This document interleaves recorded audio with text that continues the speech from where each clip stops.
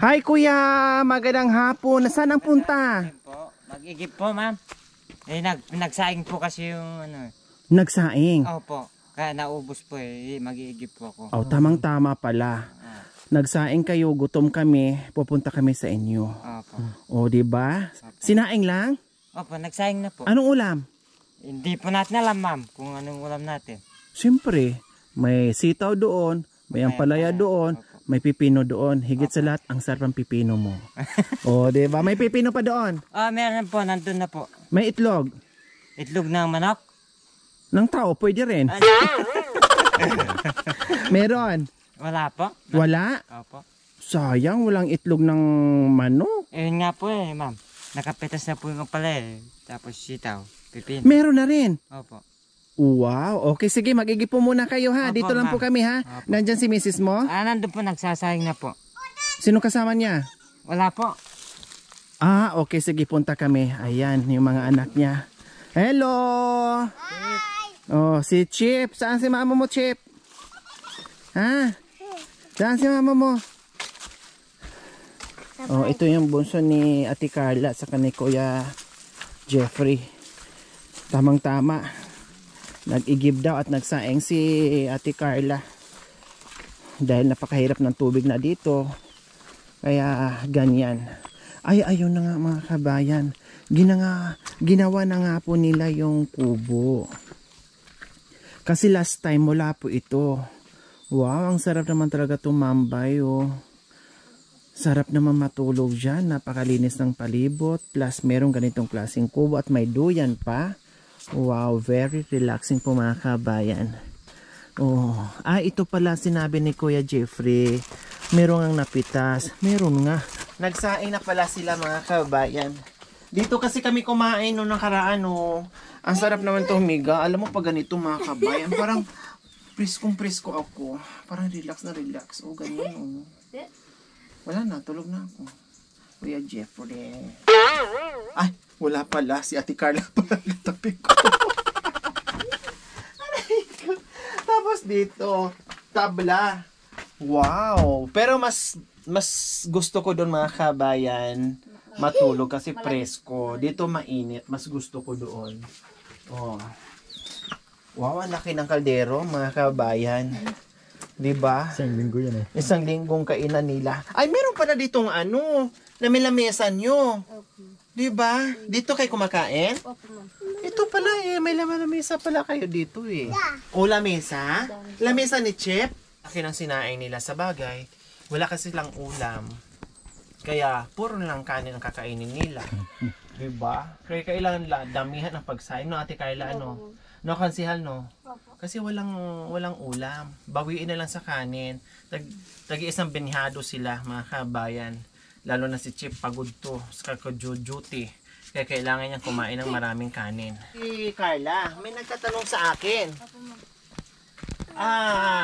Nasaan pala si Kapitan? Kasi nandito si Chip, nandito si Hippie, nandito si Konsihal, nandito si Barumbado. Nasaan si Kapitan? Nandun po sa Makapagal po, ma'am. Tumira po kasi siya dun sa yung kinalakyan ng tatay niya. So nag-aaral pa siya doon? Opo, Okay. So nandoon siya ngayon nakatira kung saan, yun din po yung nagpalaki kay Kuya Jeffrey.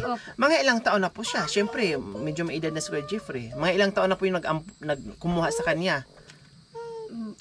Ma'am, yung nag-alaga kay Jeffrey may edad ng 60. Ganyan. Mga senior na. Opo. So, ang kasama niya ngayon, yung tatay-tatay ni Kuya Jeffrey, plus si Kapitan. Opo. Doon siya tumitira ngayon at nagpapara sa kanya. Tama nga naman. Okay lang yun. Kasi, Yun po, ma'am, pag mayroong kunting napapagkakitaan yung tatay niya, iniiwanan niyang baon sa eskwela. binibigyan-bigyan din niya kahit paano. Pinupuntahan niya. Gaano kalayo yun dito? Ano lang po, ma'am, pagbaba mo, ma'am, sa lagpas ng may kaliptos. Lagpas-lampas mo yung tulay, yung sa may... Ganito. Tulay ng Apalit? Hindi po, ma'am, dito sa tulay dito po sa ma'am. San Ramon. Opo. Okay. Lagpas lang. Opo. Doon na. Opo. Malapit sa school. Opo, malapit po sa school, ma'am. Di tama. Tatawid lang po siya sa eskwela, ma'am. Okay.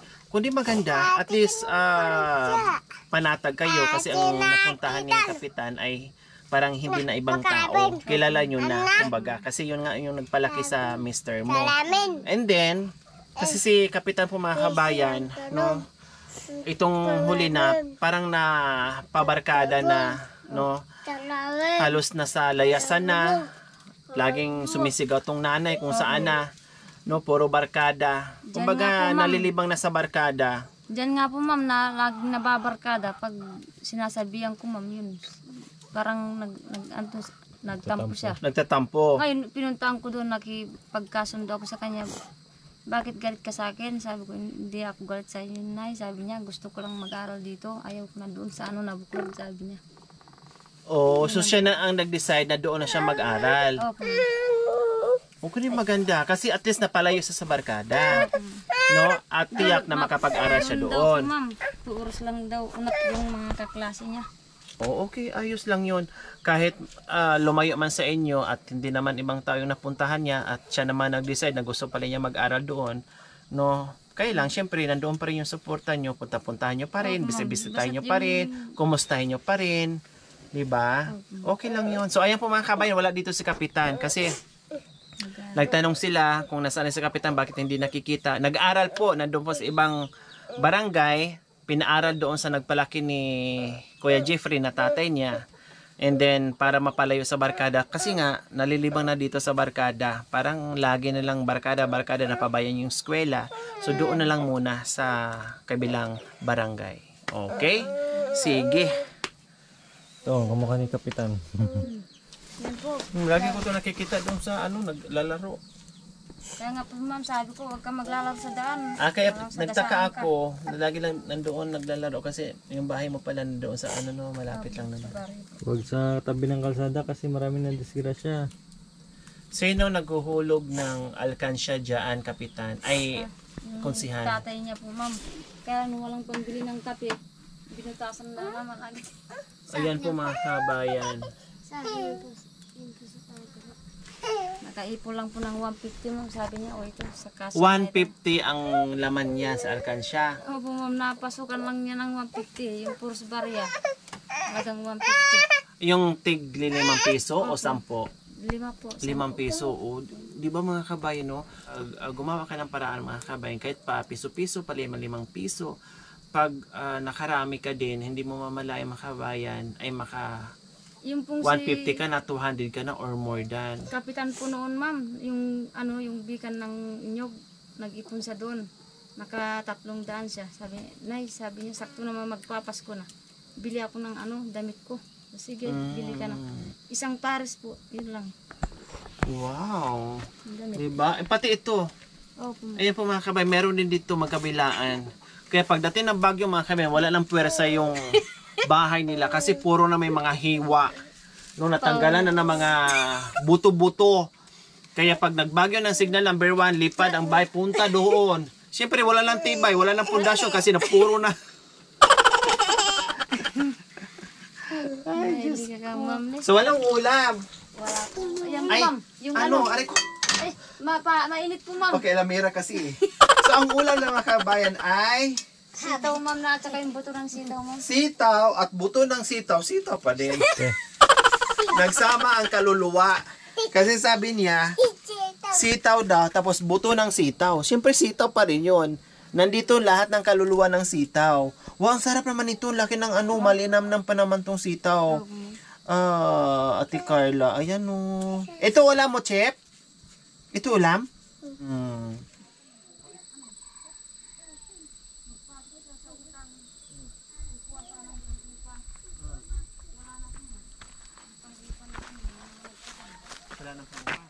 Ano gagawin?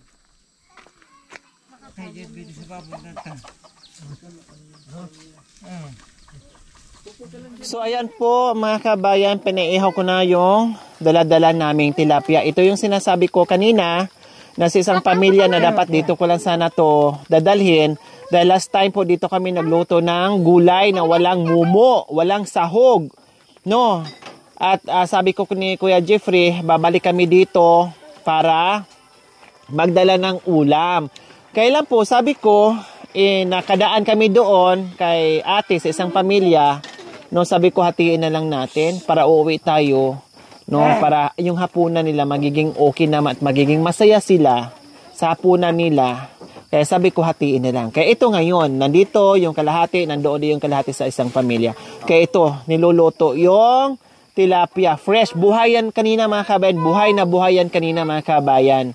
Siyempre, namatay na lang dyan kasi hinugasan pa, etc. etc. Tinanggalan ng bituka. Kaya patay na siya ngayon. Ano po yun? Hindi mamamatay, ma'am. Tama. Sinong hindi mamamatay? Tatanggalin yung bituka. Tama. 'Di ba? Ang tao lang pag natanggalan ng bituka ay buhay pa din. Oo.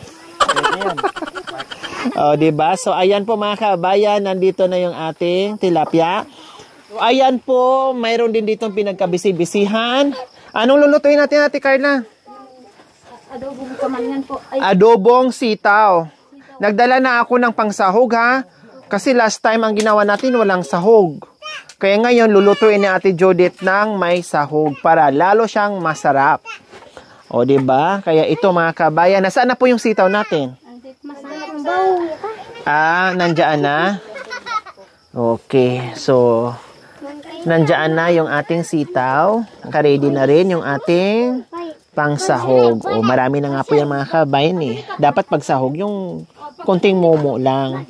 No, pero dinamihan na natin. At nandito na rin yung ating nasi. Oh, 'di ba? Kasi siyempre marami-rami din sila mga kabayan. Masarap kumain kapag may ulam. So ayan po mga kabayan, adobohin natin yung ating sitaw. Ayan, yehey. Kain doon, kain dito. Oh, puro kainan ang aming pinupuntahan mga kabayan. Ayan yung ating pork, pangsahog mga kabayan. Mamoy. Wah, mano. Kuya, maligay niya kasi asawa. andyan ay niya asawa. Ano po? Asawa.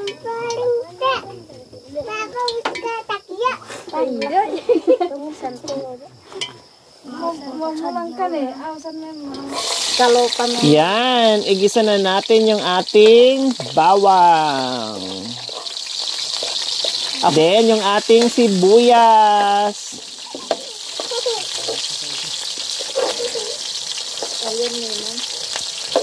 Si Carla daw, manyaman magluto.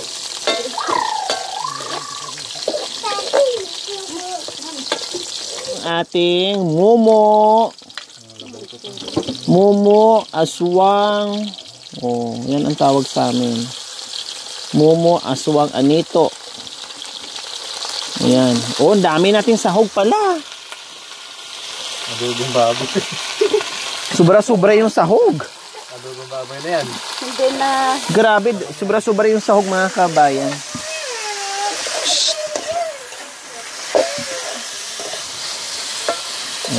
Kailangan medyo Ate Judith. Oo, medyo tostado.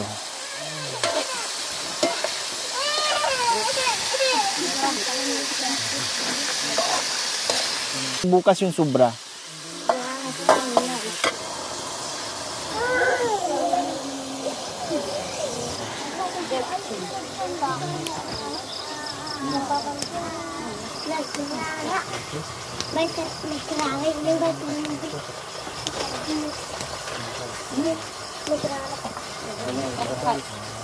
Kanong Sabado? Kasi nag-deliver po ako ng palaya. Mura lang po, ma'am. Magkano po? 2.5 lang po yung kinita ko. Magkano po ba per kilo? Minsan po 5 piso, 4 na piso. Ha? Oo. Meron pang 4 na piso ang kilo? Oo. Bumaba na yung presyo ng palaya. Bakit hindi nyo lang ibigay? Kung bigyan na lang po namin, ma'am, wala rin po. Mas lalo pong walang maiuwi. Oo. Hindi, ibig kong sabihin, parang hihingiin na lang yung mga ampalaya ngayon. Oo. Wala nang presyo. Wala na nga po, ma'am. Wala nang bayad yung pagod. Oo. Kawawa po dyan yung... Wala nang, hindi na nakabawi sa puhunan. Kawawa po dyan yung, alimbawa, kukuha po ng pambili ng abono, Opo. pambili ng pagkain, Opo. tapos yung pangpaakyat. Yun po ang kawawa. Lalo na siguro ngayon, Kuya Jeffrey, wala nang labing-labing kasi nadagdagan ang problema niyo. Ay, oo. Kasi iniisip, talong, Oo. wala na. Wala na. Sitaw, wala na. Oo. Ampalaya, ang daming bunga, pero Yung presyo naman. walang presyo. Oo. Oo. Kaya wala na talagang panahon mag-isip para maglabing-labing ano. Opo. Yung iisipin po kasi, kagaya po namin na nagtatanim. Iisipin namin na maganda yung presyo. Opo. Tapos baka para makabili ng kung ano gamit. Para kumita naman din Oo. po. Para makabili ng halimbawa, kalabaw, kambing.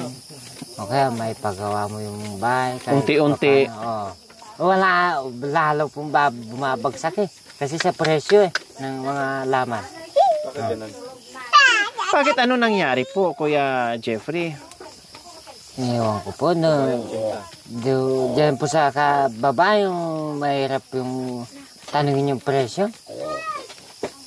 Iba-iba ang presyo, kumbaga.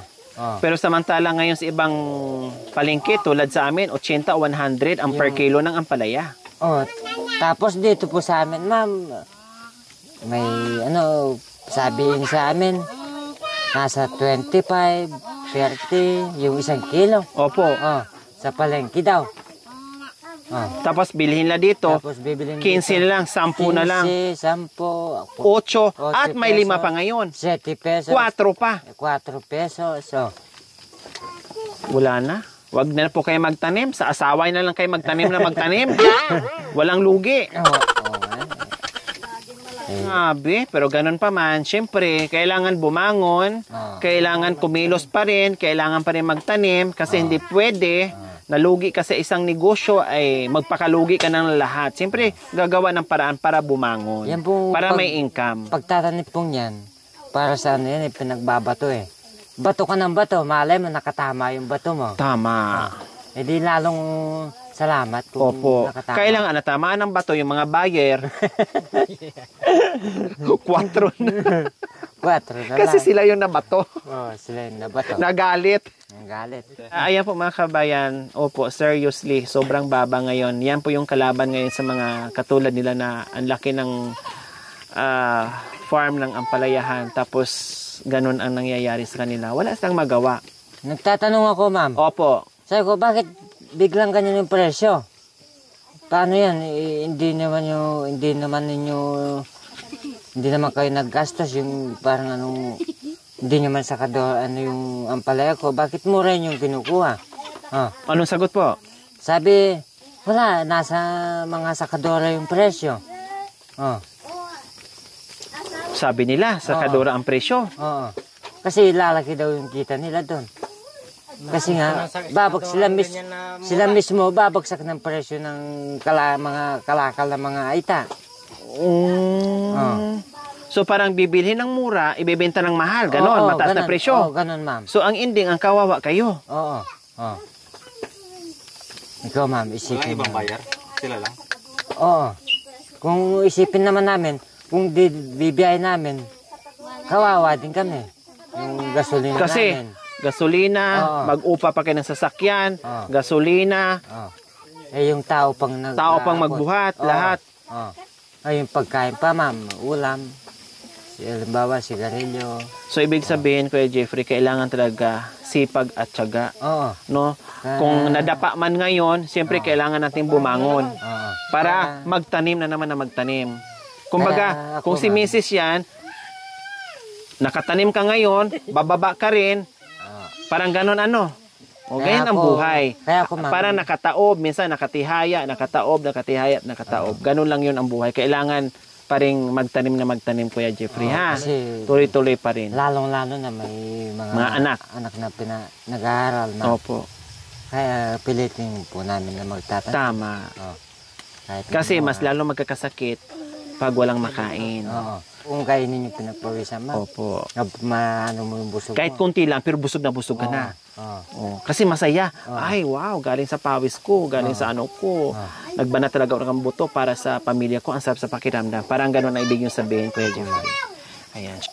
Totoo Kaya yan. ako, yung kagahapon nito, pag natapos na naman Kuya, yung mainit. Kawawa ka naman. Mag-ano ka ng kutsara? Hindi sanay po yan, ma'am. Baka mamaya, hindi lang tilapia ang naluto, pati kamay nyo, naluto na rin. Mag-ano ka ng ano? Pahingi naman ng ano? Ng kutsara. Kawawa naman si kuya. Pati yung daliri niya, oh. Parang baga na rin, umaapoy na. Magtapos na pala kung niya, ma'am. Ano naman? Patani. Sigarilyas. Mani. Sitaw. Bataw. Patula. Undo, patula. Ubos, kalabasa. Pero wala na sakadora dyan. Tapos saging na naman, wala. Yung nakapagpalaki sa akin, binigyan ako ng ano, Puhunan. konting puhunan. Oh. Siyempre nahiya din ako, naano din ako. Opo. Kasi pinalaki nila ako. Hindi ko naman po kayang yung lukawin silang. Tama.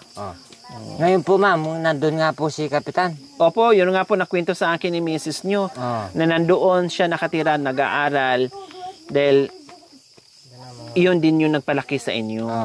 Wow, Kasi, okay lang, no problem. Wala pa po silang anak. Saka yung misis niya. Nandun na po ako sa kanila. Ngayon, Kayo na yung parang anak niya. kaya ako na yung parang panganay niya.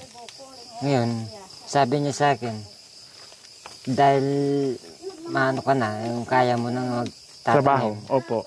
kaya mo na yung sarili mo, dito mo na lang yung sa akin yung anak mo. Parang nakikita na rin kita dito. Sabi nga niya sa akin, ma'am. Parang hindi kanya mamimiss. Oo. Kasi kahit dito yung anak mong yan, hindi naman namin pababayaan yan. Siyempre, kayo nga eh, di ba? Pinalaki kayo ng maayos. Ikaw nga, sabi niya eh, hindi kita tinuruan na magnakaw, hindi kita tinuruan ng kung ano-ano. Tama. Tinuturuan lang kita magsipag, magtanim. Mga unat po sila. Unat po. Ang bait nila, no? Opo. Kaya sabi ko po sa misis ko, pabayaan mo yun, nandun yung anak mo. Kasi kung dito siya, hindi man mababarkada lang yan. Tama. Hindi makapag-aral, puro barkada. Maturuan ng ibang batang gagawa ng kalokohan. Opo. Kahit na hindi siya yung gumawa, dahil Nadamay. nasama, dadamay. Tama. Tama, opo. Kaya dahil gusto na nakapalaki sa akin na mag-aaral doon, sila yung bala. Pabayaan mo na doon, sabi ko. Tama nga po, agree ako doon. At least malpalayo sa barkada at makapag-aral pa. O, di ba? Okay, sige, kuya. Kunting kimbot na lang dyan. Maluluto na yung ating tilapia. Dito naman tayo sa ating sitaw, Ate Judith. Naging kamanyan na ba? Wow, ang dami nga naman ng sahog. Last time, walang mumo. Ngayon, puro na sahog. Puro mumo. Ang dami-daming sahog. Wow. Kitang-kita nyo na po mga kabayan ha. Nandyan yung sahog natin. So sabi ko kasi nangako ko sa sunod punta kailangan may sahog na at may ulamin na lalo nating pinasarap. Tapos lagyan natin yan ng oyster sauce na para dyan sa ating sitaw. Yan po mga kabayan, while waiting po tayo sa ating mga dishes, ito naman ay nag-prepare naman din si Makoy ng pang sausawan. Ayan. Yay! Ang sarap ng ating adobong sitaw. Yay! Yan ang gusto ko, yung mga manti-mantika pa. Ayan. Oh, okay, sige. So, ayan po mga kabayan. May daing kami palang dala dyan. Dapat pang almusal namin yung mga kabayan. Kailang, nakita ko, sabi ko, dagdag na natin sa ulam para appetizer, pang pagana sa kain. Kaya, ito, may daing tayo. Danggit. Masarap yung mga kabayan. Danggit. Oh, na-miss nyo na naman, no? Matatakam na naman kay mga kabayan sa aming danggit. Yan. Mahal ngayon ang danggit, mga kabayan. Wala naman nagtitinda ng ganyan dyan. Opo. Baka sobrang dami, Ate Judith. Pwede mong hatiin, oo. Pero pag kunti, ubos mo na lahat. Siyempre. Nasaan yung ano mo? Yung sandok. Ay, ato. Oh. Ah, marami na pala siya, no?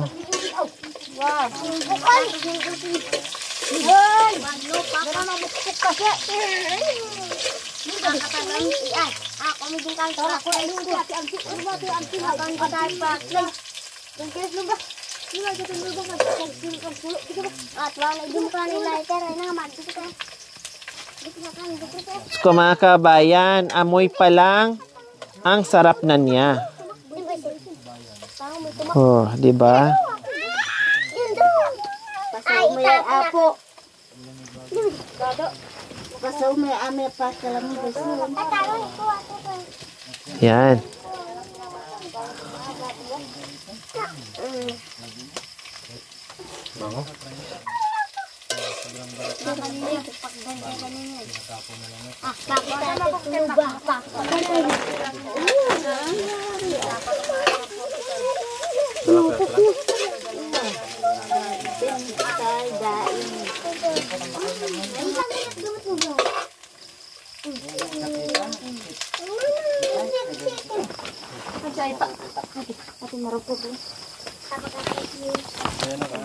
Panginoon, maraming salamat po sa binigay mong biyaya ngayong gabi. Sana po pagpalain mo kaming lahat sa pagkain na ito na biniyaya mo, God. Sana wag mo kami pababayang mga magpapamilya. At sana ang aming mga pananim ay kahit mura ay sana habaan mo pa yung aming pagpipitas ng ampalaya. Maraming salamat sa ngalan ng aming Panginoon. Amen. Amen. Okay. Manat yung ginawa ni ma'am. Ano pa lang nito, parang hindi na kita makakalimutan.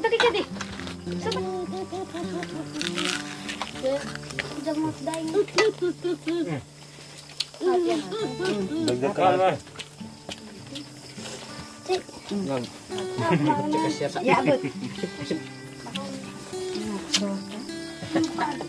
Waring tayo.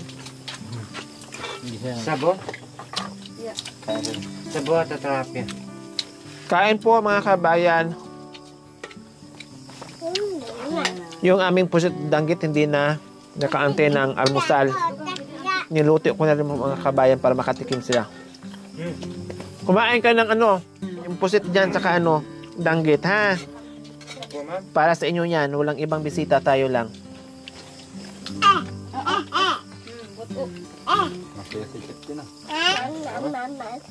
Kaya kasi po kahit nag-aampalaya, kahit hindi mo rin mabili yung masarap na ulam pag wala kang pera.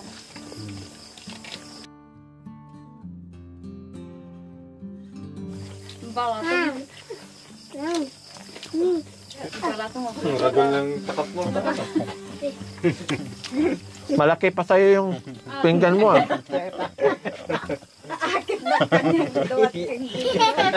Pangalawa na yung pangasa. Malaki pa sa'yo yung pinggan mo. Ayos si Pangas.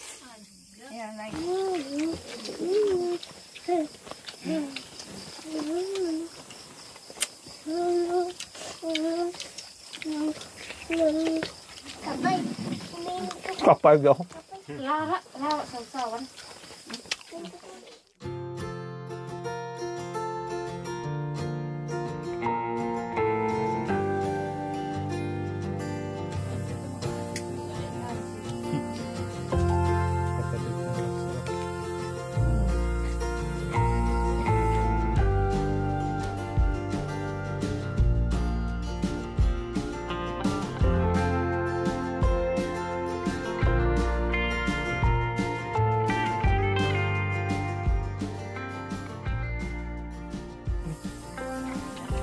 Konti na lang, ma'am. Baka hindi makakatulog yung lalaki. Yung babae.